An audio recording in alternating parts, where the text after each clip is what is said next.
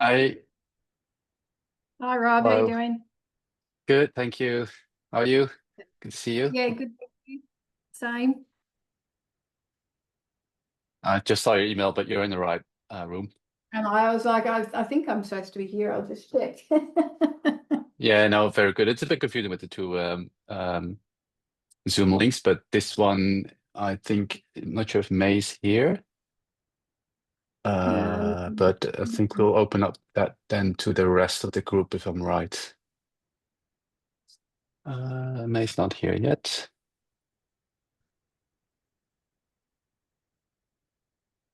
Let me give her a quick call. sure.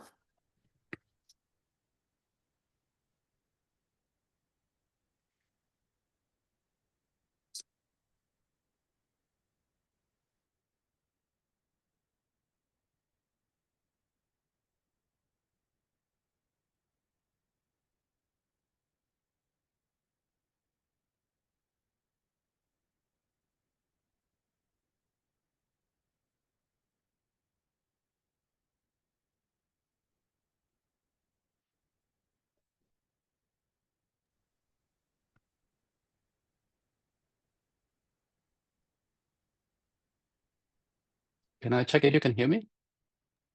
I can hear you. Yep. Great, excellent. All right. Um, we might have a few more people joining as we go, but I suggest we get started. And yeah, my name is Rob Raven. For those who don't know me, I'm a research director at the Monash Sustainable Development Institute and also chair of today's seminar. And before I continue, I would like to acknowledge the people of the Kulin Nation on whose land we all gather today and pay my respect to the elders, past and present. And I'm very pleased that today, the speaker, we have our very own, or no longer our own, Laura. I'm actually not 100% sure. Laura Jennings, I think you did move on after you recently finished your PhD with Behavior Works, which is part of the Monash Sustainable Development Institute.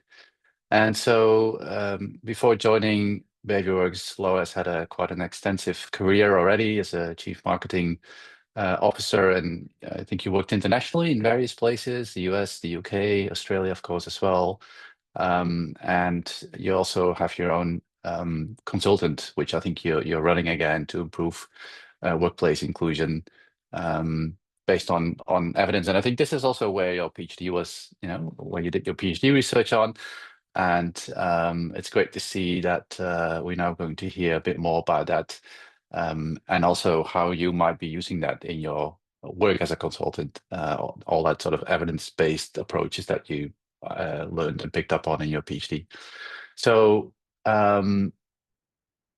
without further ado, I would like to give the floor to Laura. I do want to say a few quick practicalities. So we usually have Laura speaking for 30 to 40 minutes roughly. Then there will be room for Q&A. And so you can think of questions ahead of that Q&A. You can raise your hands when you want to ask those questions later on, or put them in the chat, but we do prefer to have them asked by the audience member directly. And yeah, that's all from my side. Laura, the floor is yours. Over to you. Looking forward to your talk. Thanks, Rob. Hello, everyone. Lovely to see you all. And yeah, look, just looking forward to having a bit of a chat about sort of the PhD I did and completed. So as Rob said, yep, I'm now consulting and doing a bit of research and whatever else. So I will just share my screen and I'll just, where are we going to go? We'll go to, let's see if I can get it up quickly. No, did that work? No, it didn't work. Sorry. Always takes longer than what I think. Yeah. Right. Is that working? Great. Yes. Okay. So this, sorry, I'm just going to move this little box here. That's not working. No, that's not going to work. Rightio. Okay. So we're going to have a bit of a chat around how bystander intervention leads to workplace inclusion, which was the topic of my overall PhD. So thank you for having me. And just echoing some words of Rob, but I acknowledge that sovereignty was never ceded as I stand on the beautiful land that I live and work on. Okay, so the issue we have is that workplace mistreatment continues unabated in many ways in the Australian workforce and around the globe. So workplace mistreatment can take a whole pack of forms, whether it be sexual harassment, bullying, incivility, microaggressions. But what they all are is they all cost the economy and they cost organisations and they cost individuals a lot in well-being, in costs, etc. So organisations have implemented a whole pack of initiatives to try and deal with this mistreatment over time. And what we're seeing now is a backlash to a lot of those initiatives that have been placed. And a lot of this is, we've heard a lot about this of late since the election of Donald Trump in the US, but this has been happening across Australia for many, many years. And we saw some examples of this, particularly around the time of the referendum last year. So we now are dealing with a situation where we need to deal with workplace mistreatment, but also the backlash that comes from this, and all the activities that are put in place to deal with that mistreatment. And there's one particular intervention that has gained a lot of interest from organisations because it's done on quite an individual level, and has been proven out in other contexts, and that is bystander intervention. And bystander intervention comes from the work of Latana and Dali way back in the 60s. It followed work that they'd done on the Kitty Genovese rape case in New York, which is where a woman was raped and no one stepped in to assist her. And so they went on to study quite extensively why bystanders did or did not step in. And the work that was then spawned from that has informed a lot of work around domestic violence, sexual assault, and emergency situations. So why do people step in and why do they not? And organisations started to grab hold of this and think that this was a promising avenue to start exploring within organisations themselves to see whether we could stop workplace mistreatment through this form of intervention as well. So just a bit of a one-on-one on bystander intervention. The definition is that the actions taken by a person who notices a problematic or harmful situation in the workplace and intervenes to resolve or affect that situation. It requires three parties: a target, sometimes known as a victim in different terminologies, but in organisations we like to use the word target. Transgressors, once again, sometimes known as perpetrators. So you're going to understand when we're talking sexual assault or something, there's an implied deliberateness around the act, and also an unlawfulness around the act, which is where perpetrator comes in. We like to use the term of transgressor because often in organisational incidents, we're not clear on what the intent of someone was when they did that mistreatment. And then the third party, of course, is the bystander themselves, who steps in and takes some action when these things happen. Now, that action can be something that's done in the moment, immediately, or it can be done afterwards. So it could be going up to the target after the event has happened and going to have a nice, emotional, supportive chat, or it can happen quite immediately in confronting the transgressor, for example, for some really inappropriate behaviour. And once again, it can also be done in quite a public sphere, or it can be done quite quietly off to the side, depending on those different ways of dealing with it obviously have different consequences on the parties at play. So, but the question still remains is what we're doing is we're employing bystander intervention because what we want to do is stop this workplace mistreatment and improve inclusion within the workplace. But there's not a whole pack of proof that it does actually lead to inclusion. So before we hit on inclusion, just a one-on-one on diversity and inclusion. These two terms are often used interchangeably.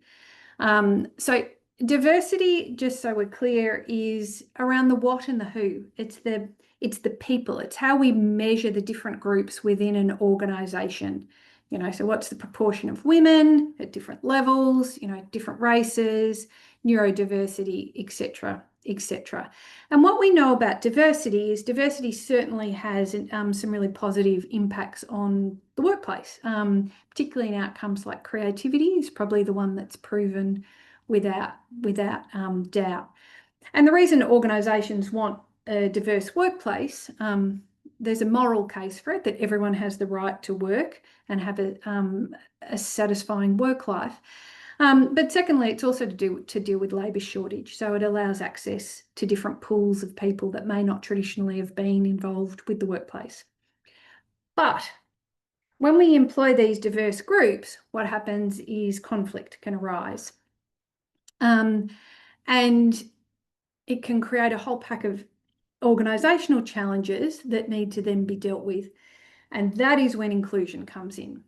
So inclusion can be described as kind of the glue that we want to glue together our diverse workforce to some really positive outcomes. In understanding inclusion, we need to understand a couple of key tenets. One is that it's an individual perception of how we see the world. So it's measured from the individual's point of view. Do I feel included? Inclusion itself has two constructs. One is belonging. So do I feel like I belong here in this workplace? And the second is uniqueness. So do I feel like I belong and am I valued for the person that I am? So if we have belonging without uniqueness, we have assimilation. All I've done is change myself to feel like I belong. When we have belonging with uniqueness, we have inclusion because we're allowed to be ourselves and be valued for that inside the workplace. And I know, as I said, inclusion is about everyone. It's not about particular minority groups. It's actually about every individual within the workplace feeling that they are included. Okay, so that's the definitional side of it. So as we talk through bystander intervention and inclusion, you can understand the constructs that I was trying to bring together. So what do we know about bystander inclusion, bystander intervention, and what does it lead to? So first part of my PhD was actually a scoping review. And so we mapped out the consequences of bystander action for different parties involved. So when a bystander intervenes, we found that targets, the consequences for targets, 90% of them approximately were positive. So they felt supported, positive things happened for them, i.e. the transgressor stopped the behaviour, things like that. So you may ask what's the remaining 10%? So what was negative for targets? A lot of that actually had to do with people intervening when they didn't need to. So sometimes in forms of, for example, benevolent sexism. People might step in and protect a woman from a man speaking to her or how he spoke to her, and women saying, no, I don't need you to step in at this point. I can handle this myself. So it could be looked at as a bit condescending. But as said, it was in the minority, the cases that existed like that. When bystanders intervene, what happens to them themselves? Well, from the scoping review, we found that 80% of the consequences that they faced were actually negative. So they attracted the anger of the transgressor, for example. They might have had professional ramifications. They might have had personal ramifications. They might have been excluded from the workplace or from their particular social work group.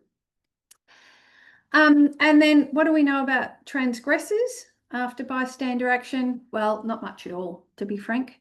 There were very few studies that actually looked at what the effects of bystander action were on the transgressor themselves. Now, coming back to the problem that we're facing, what we actually want to do is change that mistreatment behaviour. And we also want to strive for workplaces where everyone feels included. So if transgressors do make a mistake, how do we get them to feel included as well so that they stop the behaviour? So given that the literature didn't tell us a whole pack, or that there were still some gaps to address, we between the link between bystander action and workplace inclusion, we decided to do a couple of case studies. And the two cases we chose were vastly different. The first was Mercer, Australia. We interviewed about 25 people there. Mercer, you would probably know as a superannuation company, but they are a broader business that does consulting and workforce consulting as well. They operated out of Melbourne, Sydney and Wollongong. They've got about 2,000 employees here in Australia. They're part of a multinational company. The parent company is Marsh McLennan, and the majority of those employees are white collar. We contrasted that with our friends over at BHP Southflank, which is obviously a mine site up in the Pilbara. About 1,000 employees on that mine site, the majority being FIFO, and the majority being blue collar as well. So vastly different environments, vastly different industries, skill level coming into the work, etc., etc. But what they did share was a strong commitment to diversity and inclusion. So BHP Southflank had set themselves a target to be the first gender balanced mine in the world, which I believe they achieved. And Mercer Australia is regularly found in the WGEA employer of choice for women and things like that. So really strong commitment to diversity inclusion from both of them. And we did 53 interviews in total, which included spending 3 week-long visits at BHP Southflank, which was a wonderful experience. I haven't been to mine before. Don't know if you all have, but it was fantastic. Okay, so what we did then is we mapped all of those consequences. And what did it tell us? It told us, you know, by target, bystander, and transgressor, that there are a whole bunch of consequences. And I won't list them through all here, but what you can see is none of these words say inclusion. So we've got some constructs like support, maybe safety, some confidence, relief, pride, being respected. We've got a whole bunch of things coming in here. We've got good relationships or bad relationships, the consequences themselves, both positive and negative. But really, we weren't seeing much coming in around inclusion. So we had to start to map these from the data for each of these parties. So this is this link that we're trying to make between bystander intervention and workplace inclusion. And so for targets, how did we get there? So, sorry, I'm just trying to, oh, there we are. Okay, so for targets, the first thing that targets, so once a bystander intervened, the first thing that targets wanted to, had to feel on their pathway to inclusion was support. And what they mainly felt was a level of emotional support. So that empathy, care, concern, you know, the bystander steps in, are you okay? The other form of support they could also feel is an instrumental support. So the bystander might say to the target, do you want me to come to HR with you to have this discussion? So it's quite an interpersonal construct that's happening. It's quite relational at this end, usually within the direct work team that's happening. Then to get to inclusion, they had to have another step, which was this perceived safety. So we can categorize it into, there was a couple of different categories of safety. One was status safety. So is my professional standing okay? Because the bystanders just intervened, offered me support, am I still okay professionally? Are things, you know, has my status been affected? Am I going to be looked at as weak or not very strong because someone has stepped in? Or by stepping in, has that actually provided an objective source of safety to me? A next step to that was the example of, am I going to go to HR? An example that was given to us is, by the time they get to HR, do they trust HR? So HR is viewed as an organisational resource. So we've got safety now operating at a bit more of an organisational level, in that, do the systems and structures in this organisation support me? So do I feel supported? Yes. Do I feel safe? Yes. In that case, I can then feel included. I feel this sense of belonging because I've been supported by both my team and by the organisation more at large. Okay, so then we have our friends, the bystanders. So very similar constructs. The same type of support, emotional. You know, does someone check in with me after I've stepped in? Do they check in and make sure that I'm okay? There's informational support. there's a really, actually, I'll just take you through an example. There was a great example of two people in a meeting with the transgressor. Well, it was actually a large meeting, and the transgressor did something pretty inappropriate. What happened is a bystander stepped up and said, look, I don't think that's okay. Then afterwards, what happened was two bystanders came together to have a conversation about what had happened. And in having that conversation, what they did is they kind of collaborated around, yeah, that was the right thing to do. It was the right thing to step in. So that was the perceived support nature of that as they went together. And they also looked at a sort of level of appraisal support. Is what I did the right thing? Then with safety, perceived safety, bystanders look for, am I going to take a hit on this? So am I going to suffer negative professional repercussions because I've stepped in this situation? Okay, and this from the scoping review happened quite extensively. But if they felt they were supported by the organisation through what they did, then they could feel included. And importantly, if they felt included, they were more likely to participate and act as a bystander in the future. So once again, coming back to the problem we had at the start, is that's actually what we want people to do, is continue with bystander intervention behaviour to correct these misdemeanours that happen in the workforce. And so that's how bystanders get through to there, by feeling supported and safe as they do it. And then we got to this under-researched group, the transgressors. Now, we didn't have a whole pack of transgressors. People don't like to identify themselves as transgressors and have a chat to researchers. But the group that we did have that would speak to us about this was fascinating, because what they started to talk about is this construct of fairness. So before they get to concepts of support and safety, which still held for transgressors, it had to pass through what I call the fairness filter. Three types of fairness: procedural fairness. So is there fairness in the decision-making processes and the consistency of these decisions? Interpersonal fairness. So am I being treated with dignity and respect? And normative fairness. So the underlying standard or norm that I'm being held to is legitimate and applicable. Okay, so I'll take you through an example of one of our interviewees who took this path. So he was regularly sort of saying things that were potentially inappropriate, which he didn't understand to be inappropriate in that work environment. He was part of the mine. He'd come from heavily male-dominated environments where different language and different behaviours were potentially more tolerated in the past. But he had a really understanding supervisor. And what this supervisor did was set guardrails around what he could and couldn't do. So he would do something and she would say, oh, that's a bit off. He judged that that intervention on her part was both fair. Then what she would say is, look, a better way of doing that might be to express it this way, but she would do that to him off to the side, for example. She wouldn't publicly humiliate him. So he felt quite supported in that. And then in feeling that support, he also knew that she was trying to help him, that she wasn't going to then go and, report him to the higher bodies at play. So he also felt safe. He felt safe in the environment that he was in, that he wasn't going to be up for an issue. So in doing all of that, he then felt included because of the way that his supervisor had stepped in fairly, supportively, and safely to allow him to be included.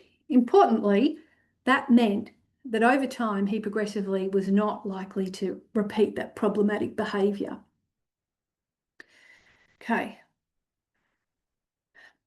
We can also achieve the same end of not repeating that problematic behaviour for transgressors by people becoming compliant. So what happens is they might feel in this fairness. So instead of being, yes, it was fair and going over to inclusion, they might feel that the intervention was not fair.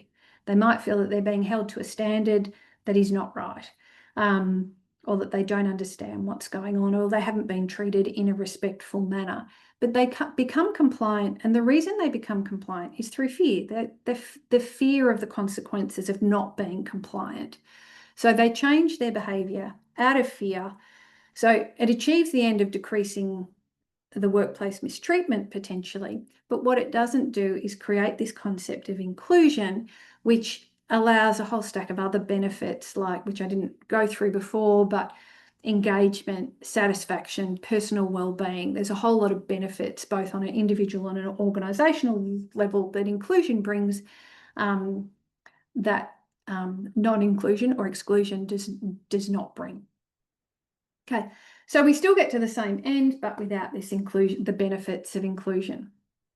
Alternatively, if a transgressor feels they've been treated unfairly, they can become defiant. And they're likely to become defiant when they feel that they're being held to norms that others may not. And I'll give you an example of that. We had one woman on site and she used to swear a lot. She felt that she didn't swear any more than the men on site, but her supervisor had picked her up on it and said, I don't like the way you're speaking. And she felt she was being held to a different standard. So in doing that, she became defiant.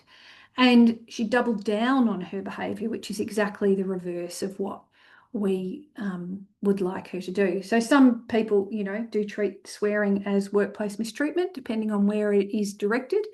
But her response to the bystander stepping in and how she was treated was then to double down, which is exactly what we don't want. Okay.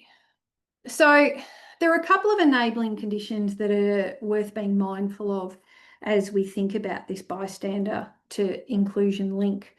The first is leadership behaviour. So what leaders do absolutely affects how safe people feel, and it also affects what bystanders actually do in the situation of things happening. So they how leaders role model behaviour, whether they demonstrate that it's okay to make a mistake.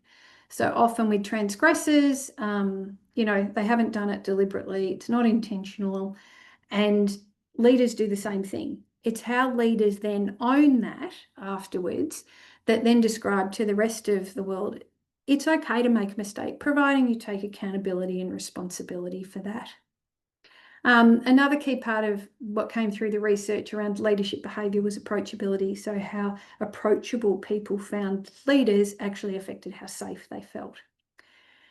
The second enabling condition was organisational policy and practice. So do the policies and practices at play in the organisation actually aim to support and make employees feel safe after intervening? A common thing here, reporting mechanisms. So different organisations have different ways and different norms around how you report problematic incidents.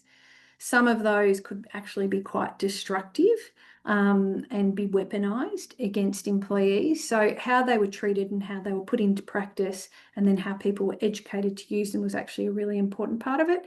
And the other thing that made a difference here was employee resource groups. Because what they do is provide this basis of support, which we talked about as being such a fundamental construct of leading to inclusion. And they can also set some norms around appropriate behaviour. The third enabling condition is the actual alignment of leadership and practice.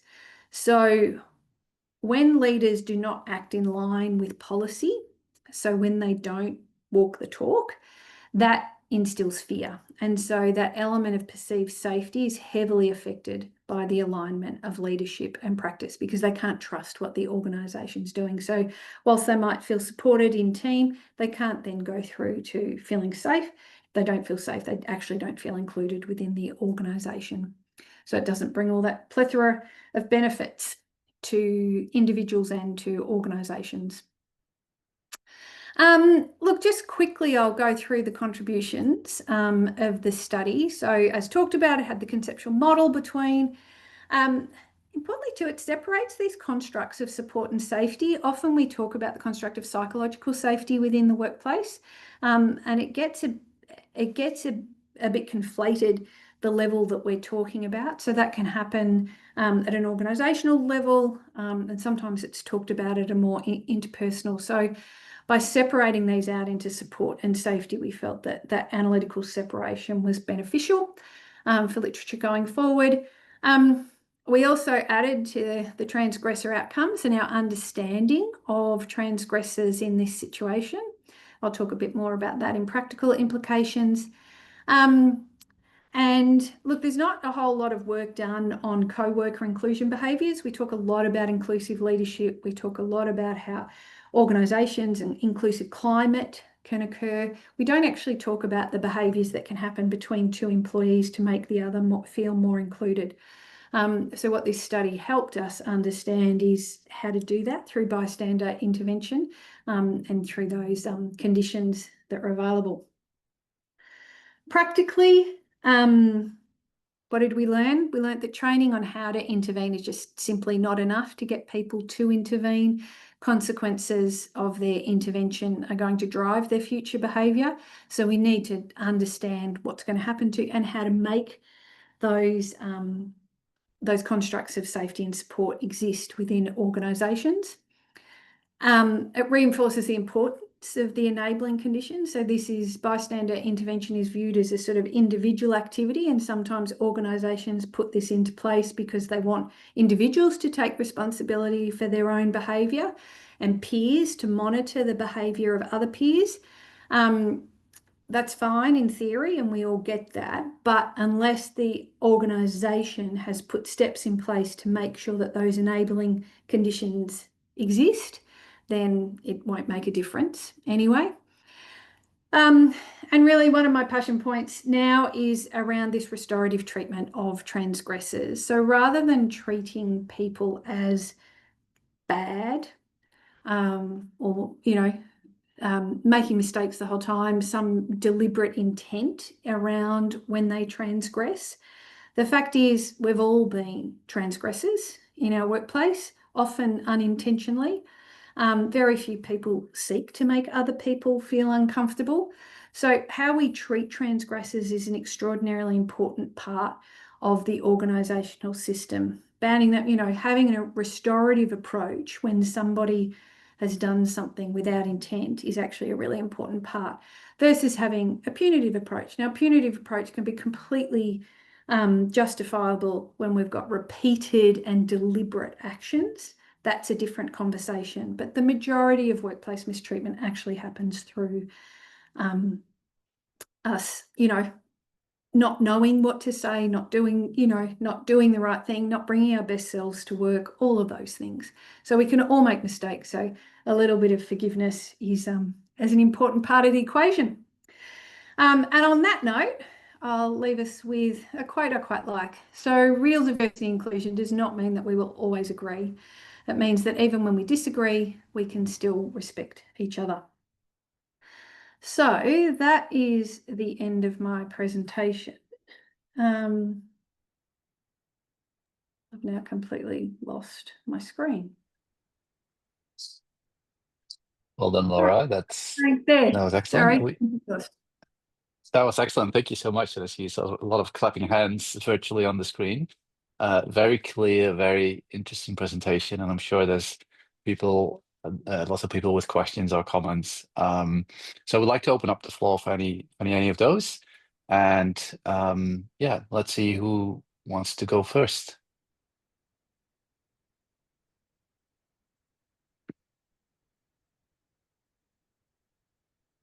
Shadi, I'm not sure, sorry, how to present. Sure, it's Shadi. Was it Shadi? Yes.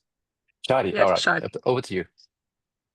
Yeah, it was a great presentation. Thank you very much. I really enjoyed. I would like to know your opinion on weaponizing feminism. You protect feminism, weaponizing feminism. What do you do with it? How have you experienced that give me an example of where you're going with that question. Okay. I may as well move to a quiet room because I'm just sitting sitting within buildings and property, not far away from you. Yeah, so for example, if there is a case of a female character, a female leader, starts using a lot of swearing, and justifies that behavior as I am a female, I understand, therefore I have right to do it so. And that actually, like, I see that very negatively rather than just using swearing and sort of aggressive language, even using like terms that like referencing body parts, for example. I'm a female, I have this, then I can't go to details, but and then you see that that sort of behavior is sort of being backed up, being appreciated.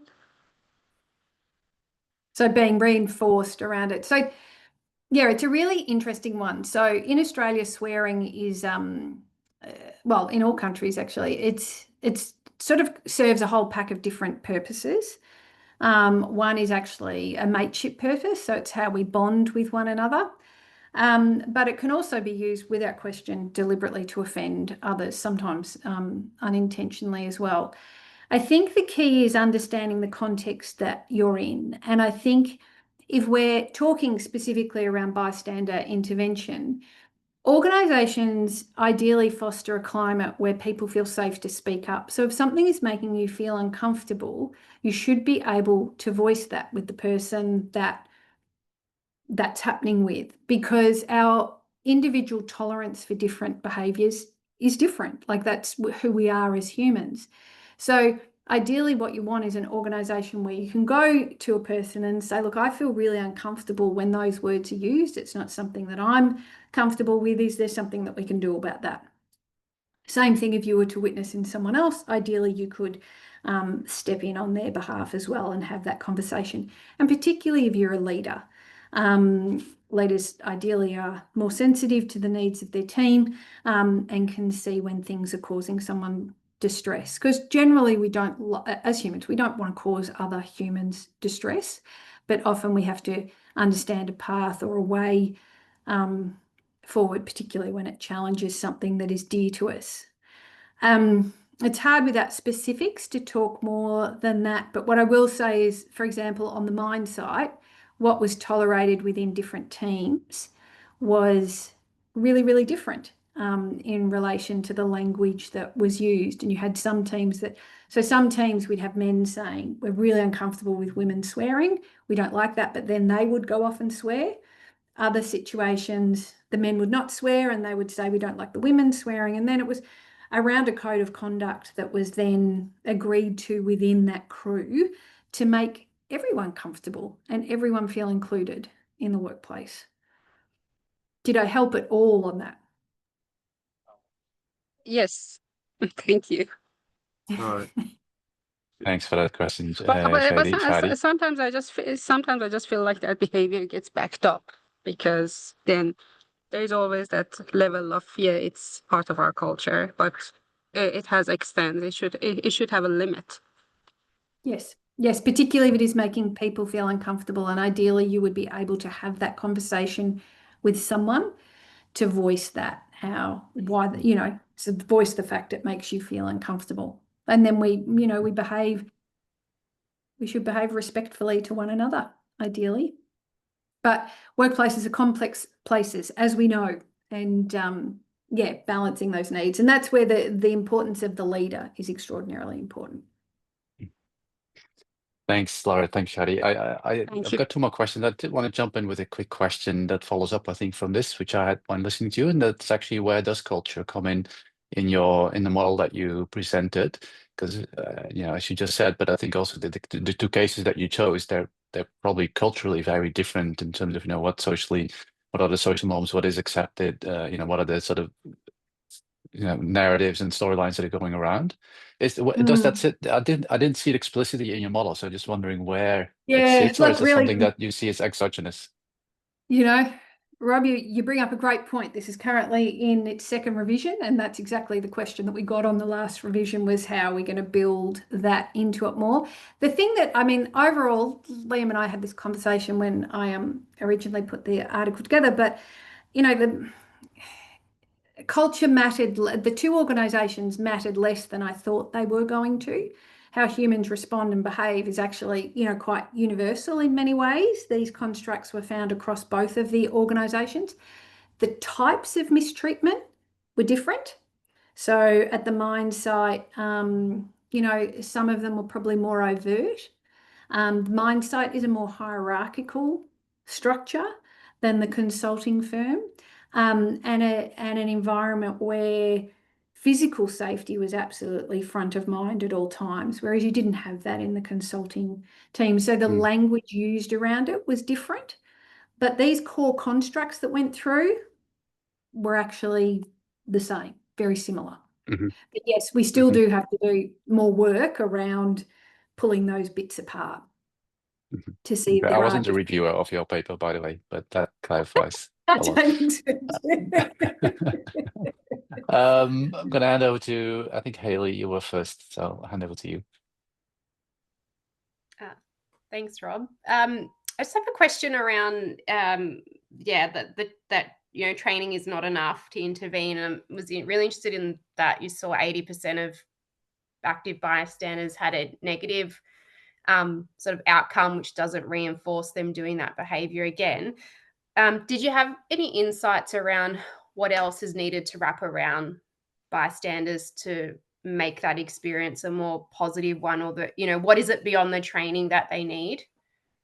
Well, they need an environment that is supportive and safe, really.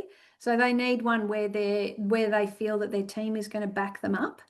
And maybe back to Shadi's point before, the fact that they feel that they won't be in the line of sight of the transgressor if they step in, because particularly if that transgressor is senior to them in the organisation, you start to get those real safety concerns.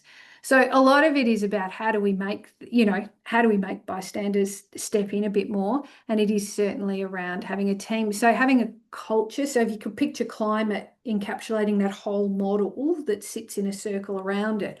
If you've got a climate where speaking up is acceptable, so intervening is encouraged. So at the consulting firm, both companies have the corporate value of safe to speak up, which is an important thing so that we don't do the wrong thing around organisations. But the way the consulting firm had implemented that meant that people felt actually expected to step up. So when they were having that trepidation around that decision of, do I step in, they had this concept of, this is actually expected of me, so I now have to do this. So it fulfills my moral requirements, but it also fulfills my professional requirements. So I've stepped in, and then because it's a norm, because leaders are saying this is what you need to do and this is okay, I'm then feeling really supported by my peers, because we all know that that's what we've got to do. If you picture the other end of that climate, if an organisation that does not have that climate, and the mine was, had similarities to the consulting firm, but if you pictured a team where, don't speak up, don't say anything. If you speak up, you're dobbing or you're having a go or whatever. If you're in that climate, that's when your negative outcomes will be extremely pronounced. Thank you. Thanks both, and over to Denise for the next question.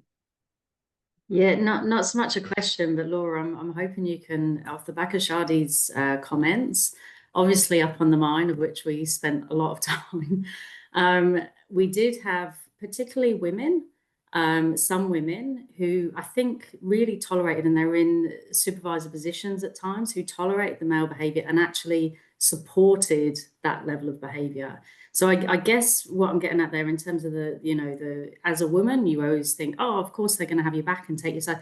Actually, as individuals, they didn't always. So can you just comment a little bit? Yeah, no, that's a really good point. And sorry, I should have talked more to that, Shadi. I think because yes,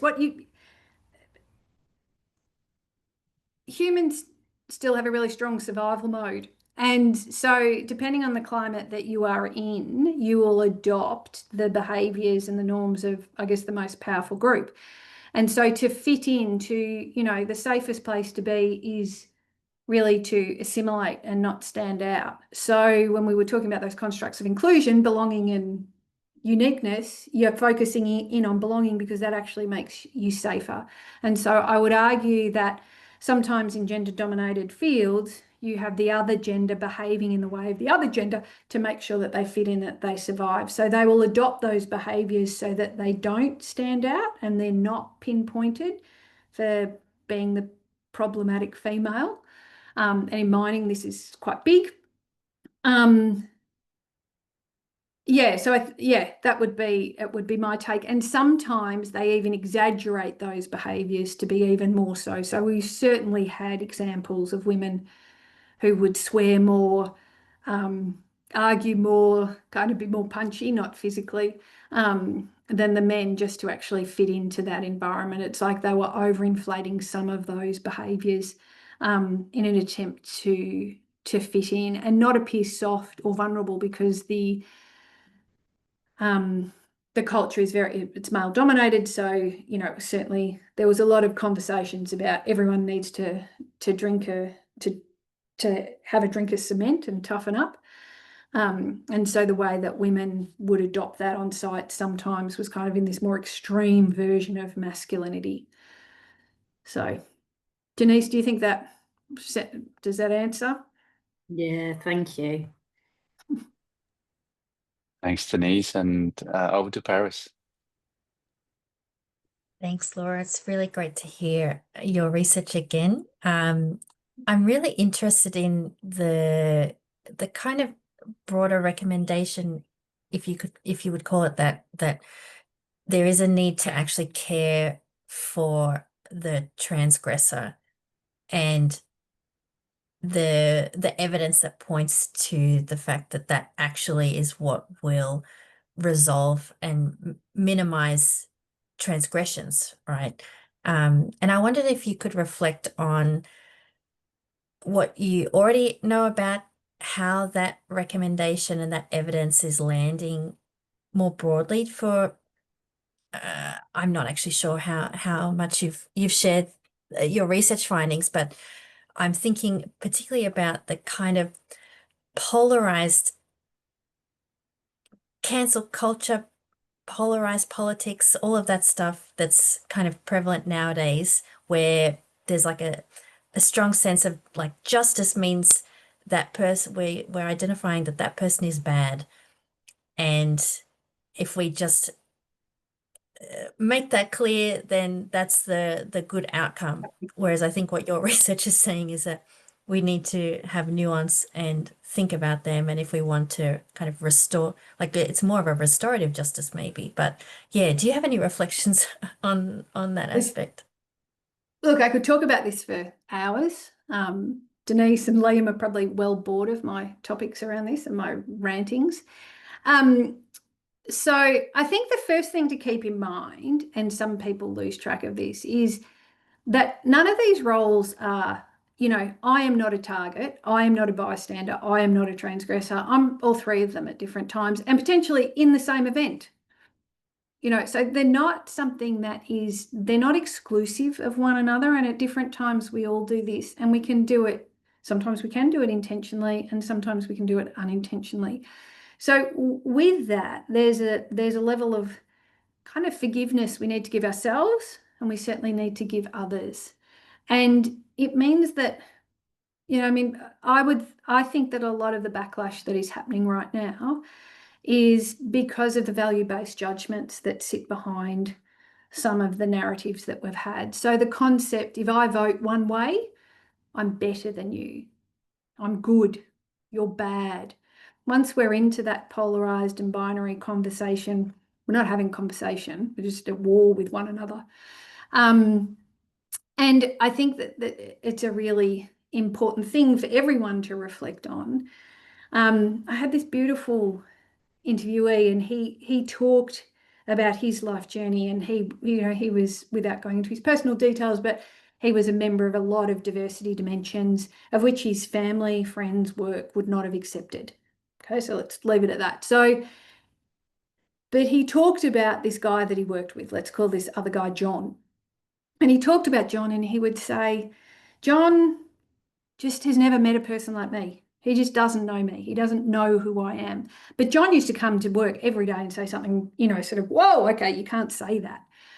But what was happening was then he'd say to John, I feel really like, do you understand that I'm that person you're talking about, or that I find that term offensive or whatever? And John would go, what do you mean? But I like you. Then the interviewee would say, well, it doesn't mean about that. And so they'd have this really beautiful conversation. And then I don't have the quote right with me, but he ended up saying something like, it's not fair for me to expect John to understand my world because I don't understand John's world. So our job together, John and I, is to actually understand one another's world and come to an understanding and respect one another for who we are, because we're neither good nor bad people. We're just people.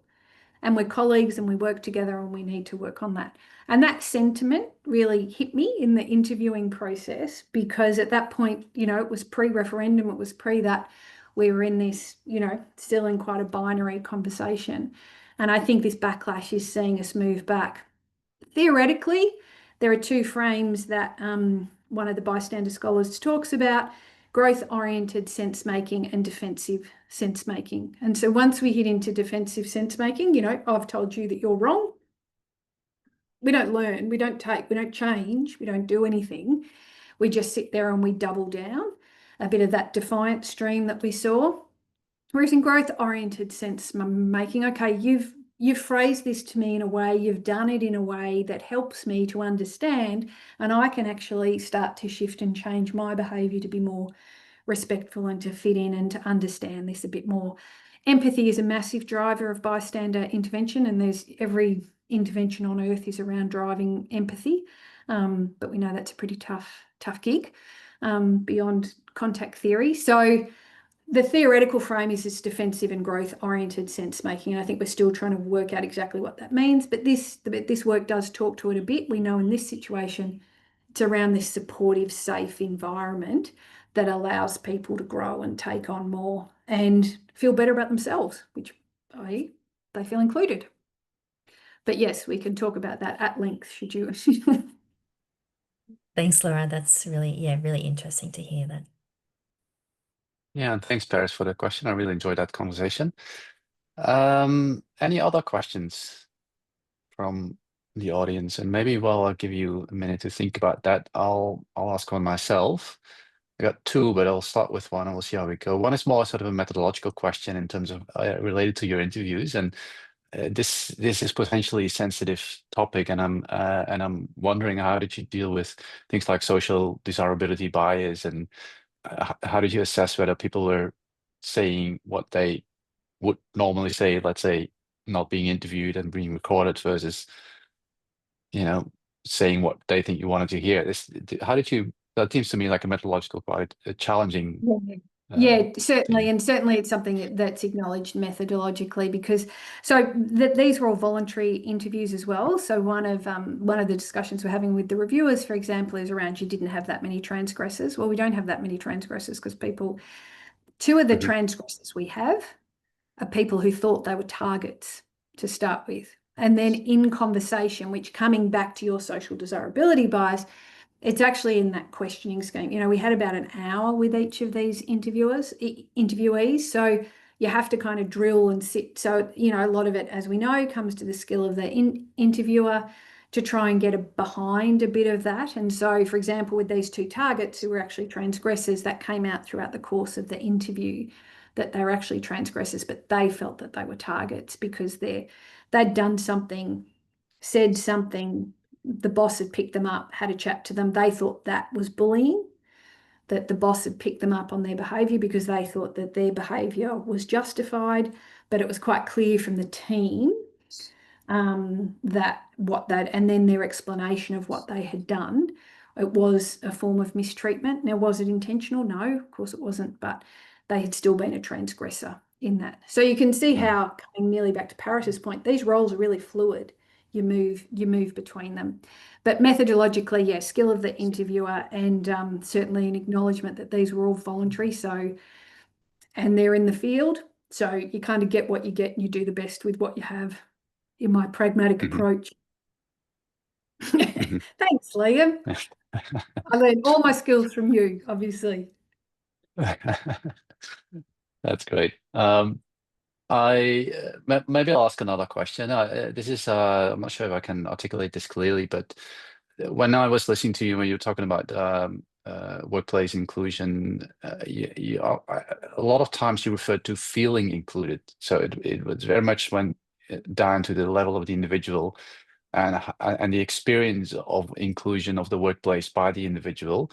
You then went on to talk about the sort of the enabling conditions, which you could say those are sort of maybe more some of the structural elements of workplace inclusion. In my view, those are also not necessarily fixed. They also like change over time. They can change over time as well.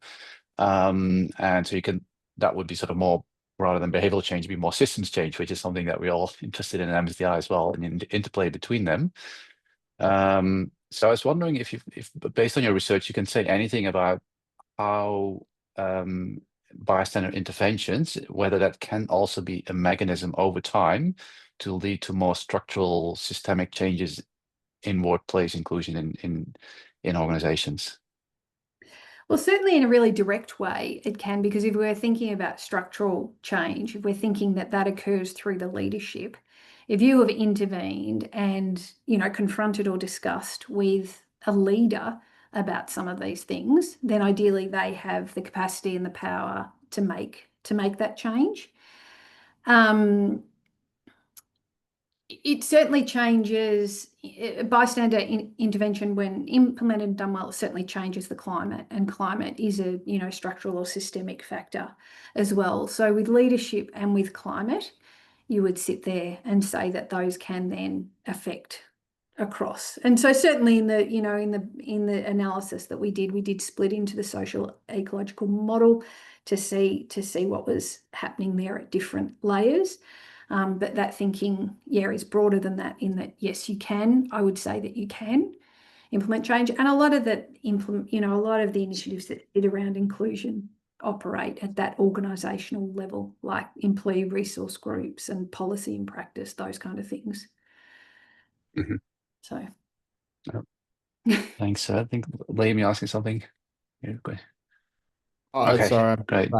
That was we discussed that a lot, the systemic change, behavior change, and the interplay. That was very long and interesting discussions over the course of Laura's PhD. I'm tempted to ask what the outcome of those discussions were, but maybe Well, if you can summarize that in a minute. Probably Laura leans more towards behavior being driven by the system, and I'd probably lean a bit more towards behavior can drive the system, but let's say there's arrows going both ways. I'd say it's a reciprocal relationship. I think that's where we got to. Mm-hmm. Yeah. But what that's is a very the inclusive answer of two positions. Yeah, correct. Robert, I think what is interesting is when you're in publishing, etc., we're certainly operating on an individual level, it feels like, and certainly the measure of inclusion operates on an individual level, which is just, but hopefully that expands, and hopefully our work assists with that expansion. I was the question was also emerged because and tell me if I'm wrong, but my impression is that the two cases you chose were cases where there was already quite a good enabling set of conditions for workplace inclusion, having an ambition to be, was it the first mine with gender neutrality and so on. So how would the model work in a place that is not yet there, that's maybe not so inclusive? Would that model still apply, or is it more a model that works well in workplaces that are already very inclusive?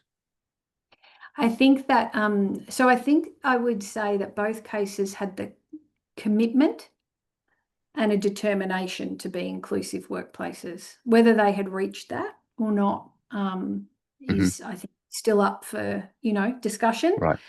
Because whether any organisation has, achieved that is also up for discussion, I guess. But they certainly had a very strong commitment and they wanted to do it.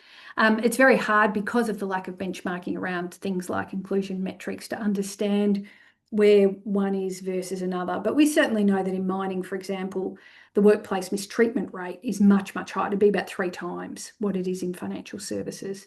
So that alone, if we think that workplace mistreatment leads to exclusion or lack of inclusion, then we would say that the mining industry was was a fair bit behind. So coming back to your next point is, so does the model hold? I would say that the model does hold across as much as we know now. Similar constructs would exist across all industries because, they're kind of foundational concepts around support and safety and fairness. And if they don't exist, when we don't feel included, and if they do exist, we're likely to feel more included. I think it's, sort of, yeah. Excellent. Well, we have come to an end. I see some people start leaving. Everyone has to move on to other things. Thank you very much, Laura. I really enjoyed that presentation. I've learned a fair bit of something that I didn't know that much about from an academic perspective. So great. Thank you for presenting that. And thanks everyone for joining. And I'm looking forward to see everyone again at the next MSDI research seminar. Thanks. Thanks, everyone. Well done. Well done, Laura. Bye.